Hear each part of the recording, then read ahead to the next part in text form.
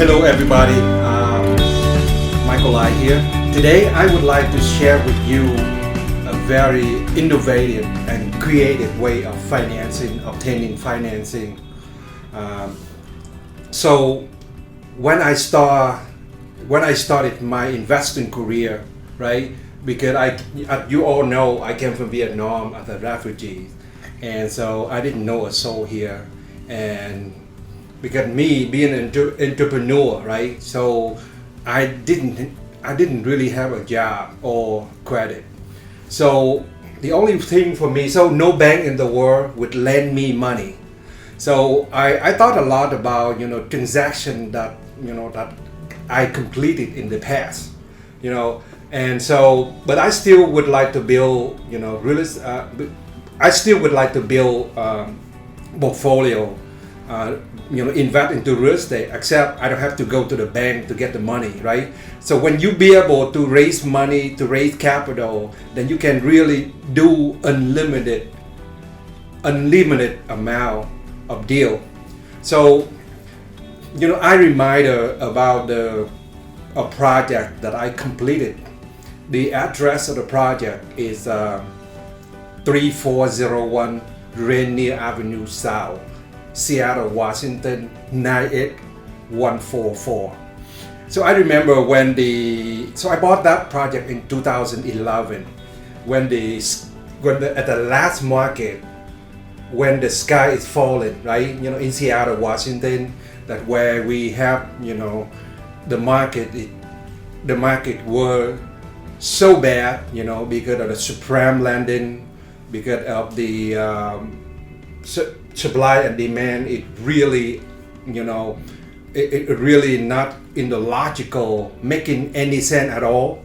And it's the last market, which also took out 24 banks out of total of 28 community bank in the state of Washington. And and I know for those in the builder community, you look at all the big builder in the past.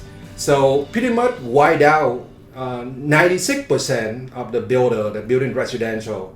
So then that leading to the the collapse of the real estate market. We see Washington Mutual is the largest residential loan provider, and Lehman Brothers, right? So I wanted to continue to invest, but it's not affecting by the bank and the lending practice, right?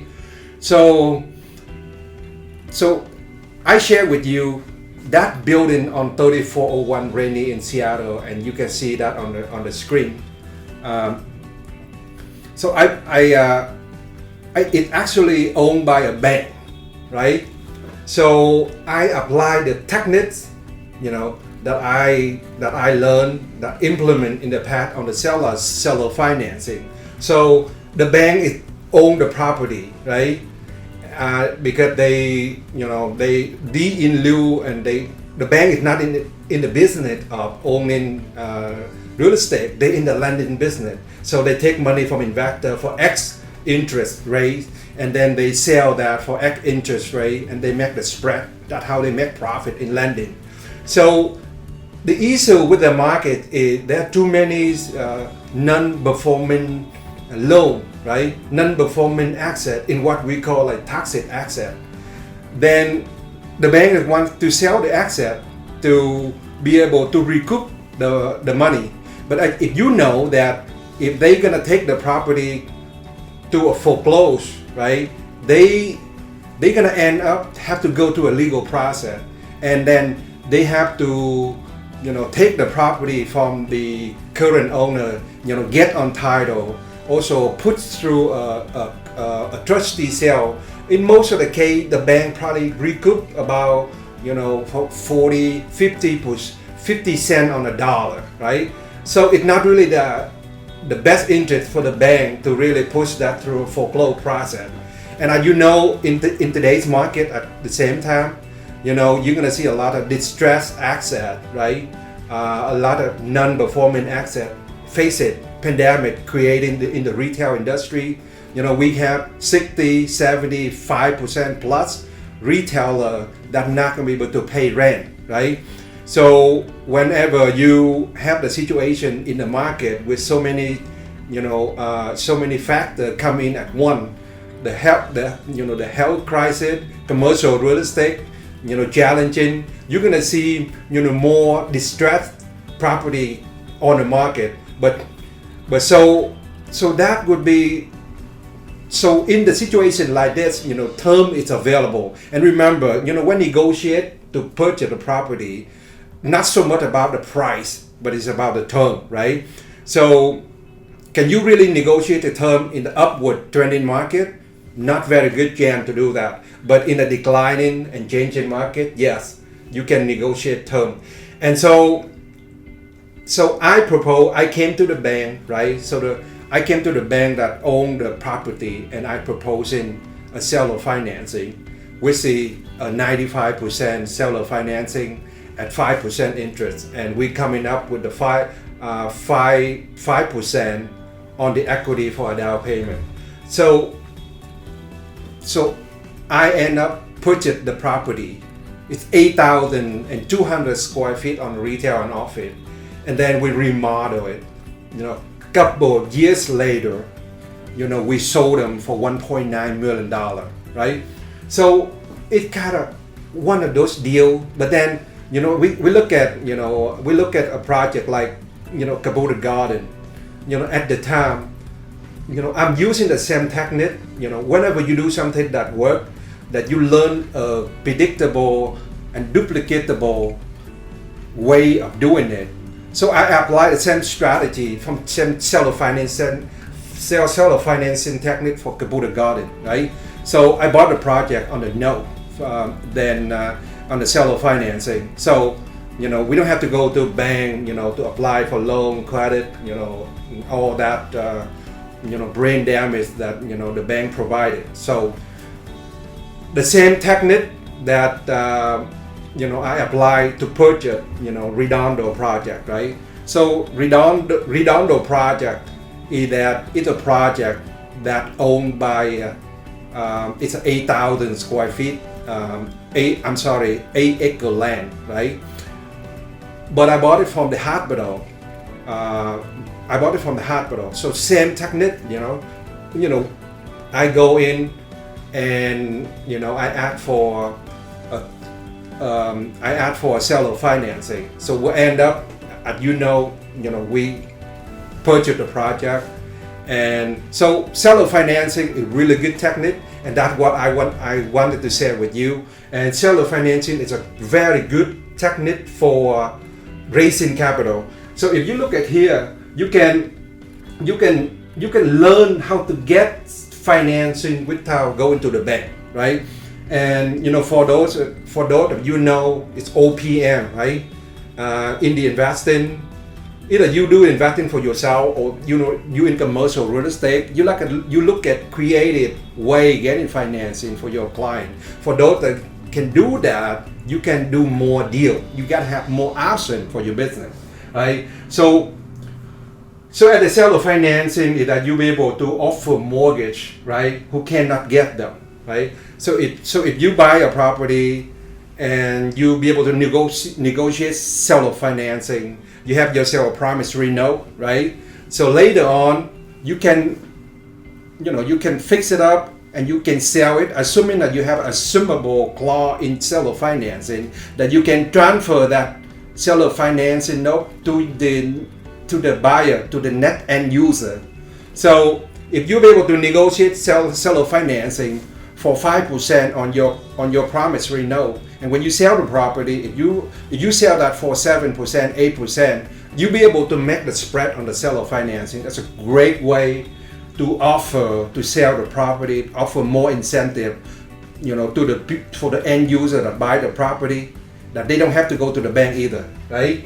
So I mentioned about using the seller financing as a capital raising tool, right? So for those of 40% of the property in the U.S. is owned free and clear, right? So the number of the people that owning the asset free and clear. Those are the candidate. But for those that still have still owning the bank, in the first mortgage position or any those strategy, we still can work it out and do the seller financing as well. So the technique that you will be learning at the seller financing that we'll be sharing with you is learning the simple assumption, right? And learning how to buy and sell the LLC, instead of property, right? You can learn how to buy and sell the property. And I look at, I'm from the ICSC. I've been coming to the ICSC for International Council of Shopping Center. That's what ICSC stands for. But I see big corporation in the U.S. Sometimes they buy the property. Instead of buying the property, they just buy the company that own the property, right? So that's another way to look at it as well. So really, seller financing is a great way, to build up residual income and positive cash flow for you. And again, in the declining, changing market, term is available. But if you're good at what you do, and you know what you do, you can really negotiate term. So come into our advanced business workshop on Thursday. That's where we teach investor, builder, developer of how to invest better, right? So I always say that we're facing a very unprecedented time, right now, right? Things are difficult, and the market is changing, right? So for those that still want to operate business, maintain your clientele and expanding your business, right? Then you need to really acquire new skill, new knowledge, right? That you can go out, you can help your client. So recycle mortgage, correct? So if they're already, I call them like green money. So I mentioned about the seller financing, it's money is green, So recycle the money. Money is available, right? So how do we recycle the money? And how do you recycle a lot of, note, right? So that's what the class will be, that will be training for the seller financing. So pretty much like, you can, learn to seller financing anything, right? You turn any kind of sell into a seller financing deal. So making a down payment on the conventional loan, with seller financing, right? So I share with you, if I would purchase that 8,200 square feet retail, and we'll be able to sell the financing 95%, right, without going to the bank, right? So the understanding the tax implication of the seller financing, and also created seller financing creates create partnership to do that. So incorporate the 1031 and seller financing into the same deal. Review the assumption addendum and novation agreement. Buy down the interest rate, right? So if you think about this one, if you go into the bank, commercial lending, residential lending, and that where you borrow money from the bank, you don't really have an option of negotiate with the bank, right, about the term, about the interest rate, or anything like that. But with the seller, whether it's gonna be, whether with the seller financing, you can do that. That definitely gives you the great advantage. So creates a seller financing to a partnership, right? So that's a great strategy, in the investing. Deed of trust and notes, value, title, insurance issue. So contract language, the closure, the call, the balloon, the prepayment penalty, and bonuses. Interest only versus, the principal payment, right? So when you really borrow money from the bank, you see, if you look at your mortgage note, for example, if you're gonna borrow money from the bank and you're making a payment every single month, you know that you look at your payment, let's say, a 30 years mortgage, 360 payment that included, PITI, principal, interest, mortgage, and insurance, right? So, you look at like how many, if you make a payment, for example, you buy a home, the average home here in Seattle, Washington, King County, you look at $680,000. So let's say $700,000 for example. You put in a down payment, right? First of all, you don't have the option of how much down payment you put down. That's required by the lender, right? And second, they dictate the term and the interest rate, right? So non-negotiable. But if you look at the bank note, right? You look at the bank note. It is every single month you make a payment. For example, if you're gonna make a payment on a $5,000 a month on your PITI payment, right? Principal, interest, mortgage, and insurance, it probably would be 3 to 4% of those payment go into the principal, right? And then the rest 96%, 96% go into the interest. And who get all that interest? Well, the bank. That's why you see, in downtown Seattle, Bellevue, New York, Manhattan, the bank making all the money, right? Big money on that. And so really, in seller financing, you can negotiate, principal payment. If you were to make, for example, same note, right? $700,000 home mortgage on $700,000 notes. If you're gonna be able to negotiate and making the payment every single month instead of 96% go pay for the interest, and then usually 4% it go pay down the principal.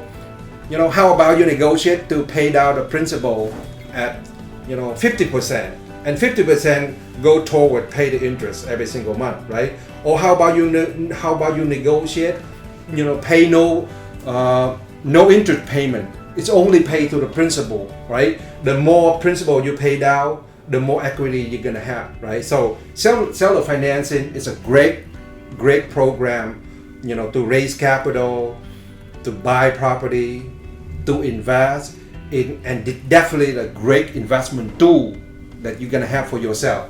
So the next one I want to share with you, for those of you is that another creative financing, which is called EB-5 financing. The U.S. Congress created the Immigration Investor Program back in 1993, right? Which allow for foreign investor to invest in the U.S. At the beginning, we have it allowed to invest $500,000 into the DEA, regional center, right? So the program become popular, for where we are right here in Seattle, Washington, right? Already we received over $2 billion in EB-5 financing. The typical example, you see project from anywhere in Tukwila high rise, and you see also 57 property in the Sodo area is financing by EB-5 financing, right? The typical the project, the project like King 5 News headquarters right by on the east side of Sitco Field, or the two high-rise project located in north of the Seahawks Stadium, they're all financing by EB-5. So EB-5 can be used as an equity, as a loan, it depends how you look at it, right? So how do you complete a project documentation from the EB-5? So, we own the regional center. We own the regional center right here in the state of Washington, right? So the component that needed to put together EB-5 loan package, right? It will be, you probably need immigration attorney that gonna look at all the process from, petition, I-526, source of fund, and and go and take care of the I-829, the U.S. citizenship process, right? So the attorney probably going to be handled from A to Z for your client, right? So invest to obtaining immigration. How important it is to invest to get immigration.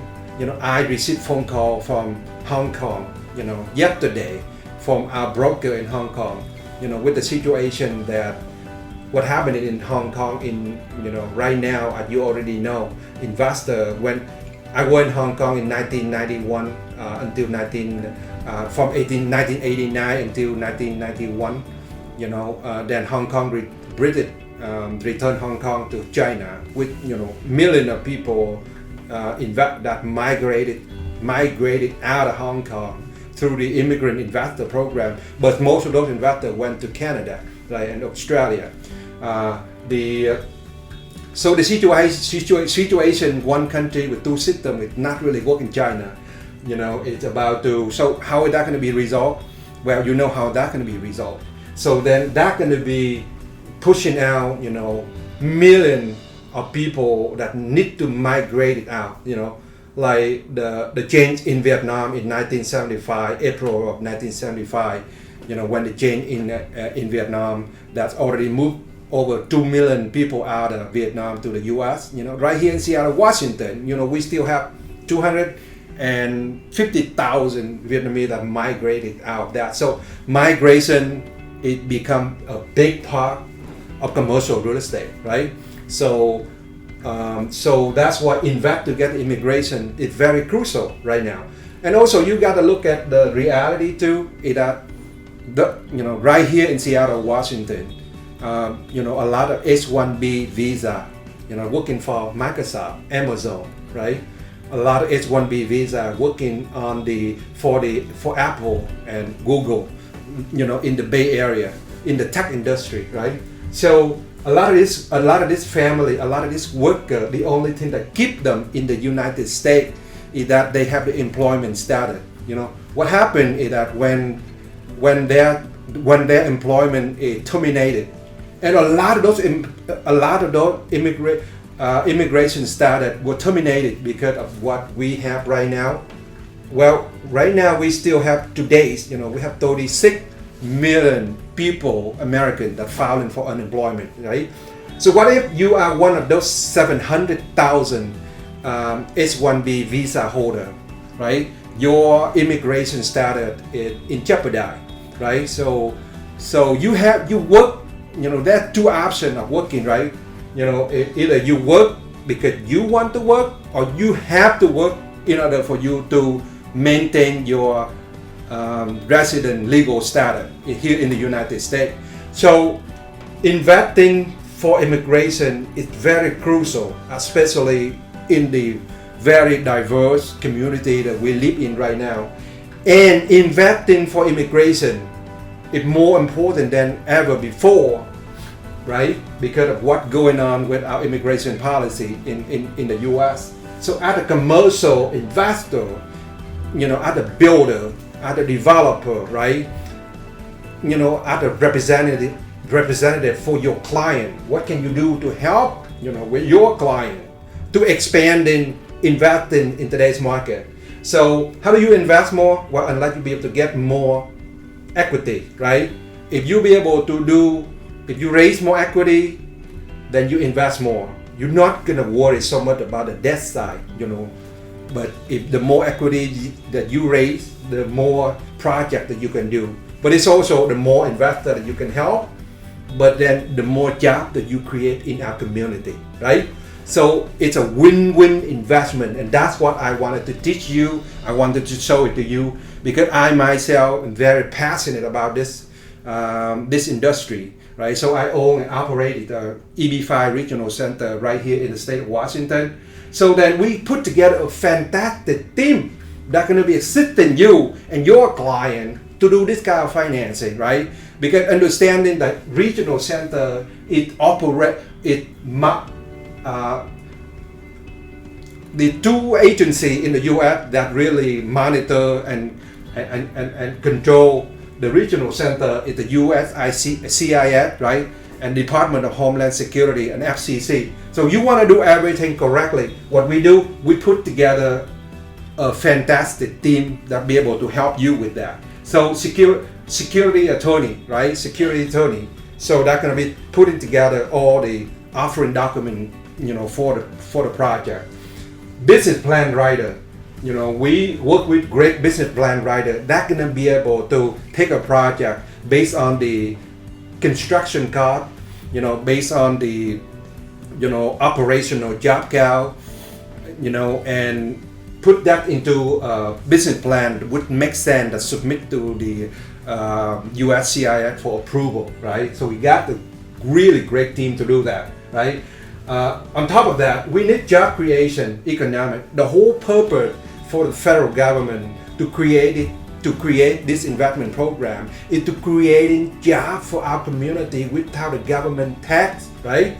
So this is a great program where we are right now. I understand that the pandemic happened, right?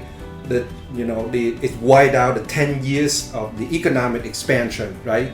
So we have $2 trillion already put out there in the marketplace, and then Congress last week just approved another $3 trillion, but we do not know yet it's going to be passed the Senate, and so but again we investing for the immigration, very it's very important. It's great to know, right? And we're gonna teach that, we're gonna share that, we're gonna teach it to you that gonna be able to help you and your client with your business in today's market, right? So feasibility consultant, right? Anything from evaluate the product, evaluate the investment, to make sure the project is sound and it makes sense.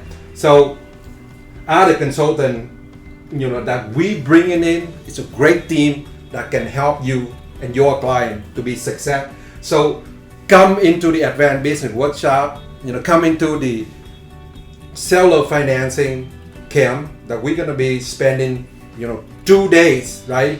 2 days from 9 o'clock to 6 p.m. 2 days straight every single month that we're providing a camp. So seller financing camp is a must to attend, right? EB-5 financing, again, like I mentioned, very, very crucial, important. And I know that the U.S. is the 5% of the world population. We in the area right now that we're calling for FDI, right? So that that on top of the opportunity zoning, the EB-5 program, it's a great program. But the great thing about the EB-5 investment, it is 92% of EB-5 investment in commercial real estate, and you in the investment development, right, and commercial. So you in that business, you in that position. So cap that opportunity. So helping to put together the business plan, economic report, the economic impact into the community, right? Putting together a legal immigration component together, putting together a security legal component for your project, provided by security counsel, right? So that including the offering memorandum, the loan agreement, promissory note, automated subscription agreement, and then we're gonna get the whole package complete and ready with the master business plan, economic impact report, supporting with all the legal document, as far the offering memorandum, loan document if we were to do a loan program, right, or equity, right?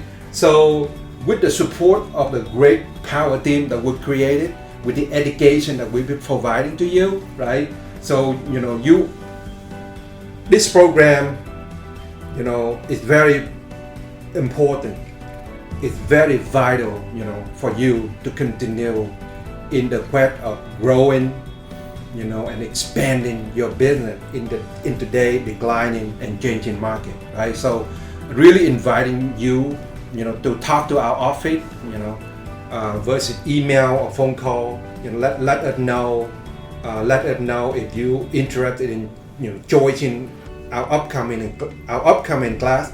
So with that, I really appreciate your time today. You're taking the time to to watching this program, and I appreciate that. So I hope to see you at the next class, and thank you.